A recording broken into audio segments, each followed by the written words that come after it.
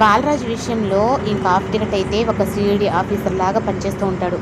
ఇంకా బాలరాజు గురించి తెలుసుకున్న తర్వాత వెంటనే చిన్నికి ఫోన్ చేసి, చిన్ని బా బాలరాజు అని ఎక్కడ దాచిపెట్టారో నేను తెలుసుకున్నాను పలానా దగ్గర అని చెప్పి అనేటప్పటికి, సరే హాఫ్ టికెట్ నేను ఇప్పుడే వస్తున్నానని చెప్పని ఇంకా చిన్ని కూడా అయితే అక్కడికైతే బయలుదేరి ఇంకా అక్కడికి వెళ్తుంది. ఇంకా ముందుగానే మొత్తం ప్లాన్ చేసుకుంటారు.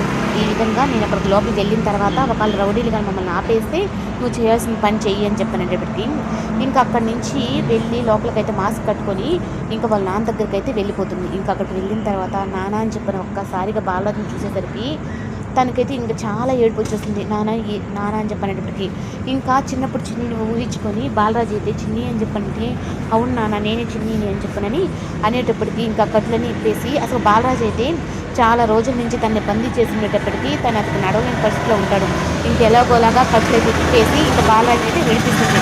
ఇంకా తనని తీసుకొచ్చి వచ్చే టయానికైతే ఇంకా దేవా మనుషులు అయితే వాళ్ళు అడ్డుకుంటారు. అంటే మమ్మల్ని కళ్ళు కప్పి బాలరాజు అని తీసుకొని వెళ్దాం అనుకుంటున్నావా, ఇప్పుడు నువ్వే వచ్చి ఈ బోన్లో చిక్కావు, నీ నాన్నతో పాటు నిన్ను కూడా చంపేస్తాము అని చెప్పనని అనేటప్పటికీ ఇంకా ఒక్కసారిగా అయితే హాఫ్ టికెట్ అని చెప్పని పెద్దగా అరుస్తుంది. అప్పుడు ఇంకా హాఫ్ టికెట్ అయితే ఇంకా అక్కడ స్ప్రే వేసేసి ఇంకా బాలరాజుని అయితే తప్పించేసి తీసుకొస్తుంది.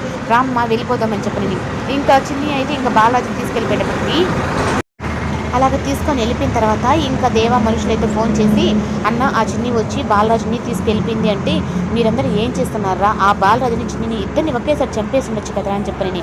అయిన వాళ్ళు ఎక్కువ దూరం వెళ్ళుండరు, ఎందుకంటే ఆ బాలరాజు నడవలేదు. అందుకని వెళ్ళి మన ప్రతి ఒక్క గల్లీని వెతకండి, వాళ్ళిద్దరిని చంపేసేయండి అని చెప్పి అనేటప్పటికీ ఇంకా రౌడీలు కూడా వెళ్తారు. అమ్మ ఇప్పుడు అన్నని మనం తీసుకెళ్లాల్సిన ప్లేస్ కంటే కూడా ఇంకొక దగ్గర తీసుకెళ్ళి పెట్టాలి అని చెప్పనని ఇంకా తనైతే తీసుకొని వెళ్తారు. ఇంకా స్వరూప వాళ్ళ ఇంటికి కాకుండా అట్లాగే హాఫ్ టికెట్ ఇంటికి కాకుండా వేరే దగ్గర పెట్టాలి అని చెప్పి నేను ఎందుకు ఇంత రిస్క్ తీసుకున్నావు చిన్ని అని చెప్పానంటే, మీకోసం నాన్న నాకు మొత్తం గతం తెలిసిపోయింది, అయినా మీరు ఎందుకు నాన్న ఇంతలా నాకు ఆ రోజే చెప్పొచ్చు కదా విషయము అని చెప్పానంటే, నువ్వు అప్పుడు చిన్నపిల్లవి కానీ ఇప్పుడు కూడా నువ్వు ప్రమాదంలో ఉన్నావు, ఎందుకంటే నన్ను తప్పి చిన్ని అని చెప్పని ఆ దేవా తెలుసుకుంటాడు, వాడు నిన్ను బతకనీడు, మీ అమ్మని దూరం చేసినట్టే నాకు నిన్ను దూరం చేస్తాడు చిన్ని అంటే, లేదు నాన్న నేను అంత తెలివిగా ఉండను, నేను ఇప్పుడు ఆ దేవా కొడుకునే పెళ్లి చేసుకొని ఉన్నాను, నాకు మహి అండగా ఉన్నాడులే నాన్న అని చెప్పానంటే, ఏమో చిన్ని నిన్ను కూడా నాకు దూరం చేస్తాడనే భయంతో ఉంది, అయినా నా కళ్ళతో నేను చూశాను, నా కూతుర్ని చూస్తానా లేదా అని చెప్పనని అనుకుంటూ ఉన్నాను, కానీ నేను చూస్తాను అని చెప్పని ఆ సంతోషం చాలు అని చెప్పనని ఇంకా బాలరాజు అయితే తన కూతురి మీద ఉన్న ప్రేమనైతే తన కన్నీళ్ళ రూపంలో తెలిపిస్తాడు. వద్దు నాన్న ఏడవద్దు, ఎందుకంటే మన అమ్మని దూరం చేసిన ఆ నీచుడిని, అలాగే అమ్మ ఇన్ని రోజులు తను జైలు శిక్ష 14 సంవత్సరాలు జైలు శిక్ష అనుభవించింది, అలాగే తనని వదిలేసిన తర్వాత మళ్ళీ నిన్ను పట్టుకుని ఇన్ని సంవత్సరాలు నీకు ఈ నరకం అని అనుభవించిన వాడిని అయితే నేను వదిలిపెట్టను అని చెప్పనని ఇంకా చిన్ని అయితే గట్టిగా ఉంటుంది.